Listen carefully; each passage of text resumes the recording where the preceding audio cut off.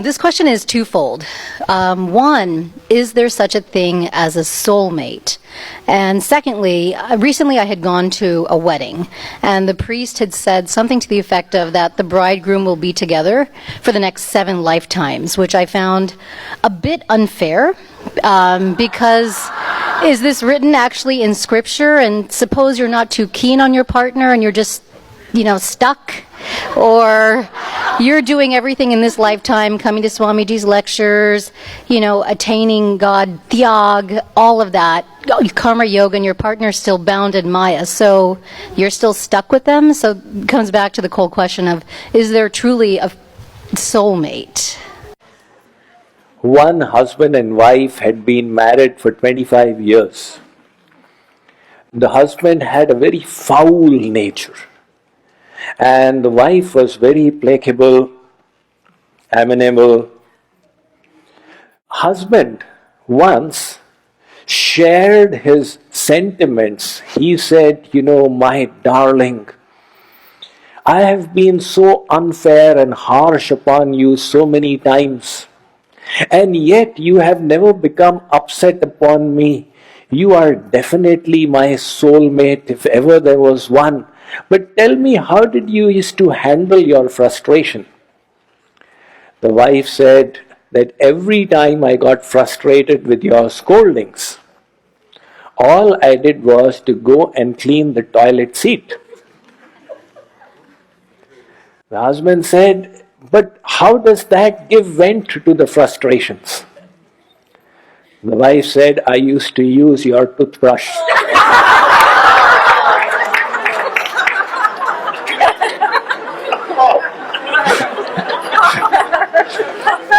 So, it's always good to believe that you have found the soulmate, but that's not the reality. The soul is eternal.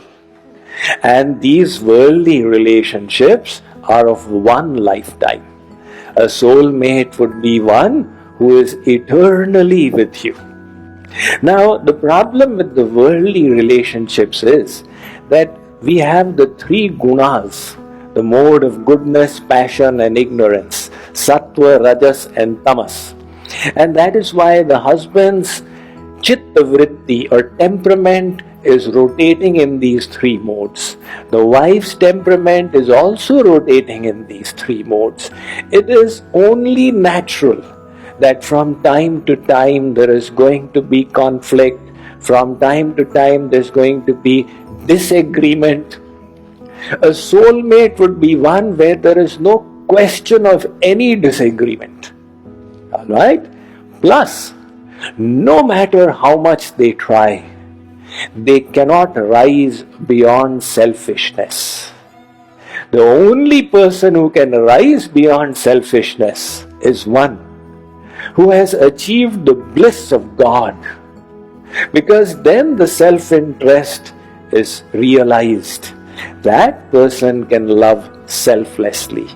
Everybody else, they may say wonderful things. Tum to hamare pran pyare ho. Right? You are dearer to me than my life heirs. They may say such things, but when supposing 2 lovers are sitting, saying to each other, Tum to hamare pran pyare ho, just throw a rubber snake between the 2 of them. Not an actual snake, just a rubber snake. And then see how they run to save their own pran. To hell with the pran pyara. Everybody loves their own body, their own life heirs, their own soul. So the real soul mate is God. The word in Sanskrit is sambandh. Sambandh means that personality with whom you have got a complete and eternal relationship. So our soulmate is God, whether we realize it or we don't realize it. Nevertheless, in the materially conditioned state, if you can find a partner who helps you, if the 2 of you can help each other along this journey To a reasonable extent, you can say, all right, maybe you are not soulmates, but at least you are partners on the journey. Otherwise, very often, there's so much of a conflict. It's a makeshift arrangement. Make it as amenable as you can. Don't have too high expectations. Now, if you have, expectations going by what people write, that you have this soulmate whom you will find and then you will live happily ever after, then there's no doubt you will feel disappointed.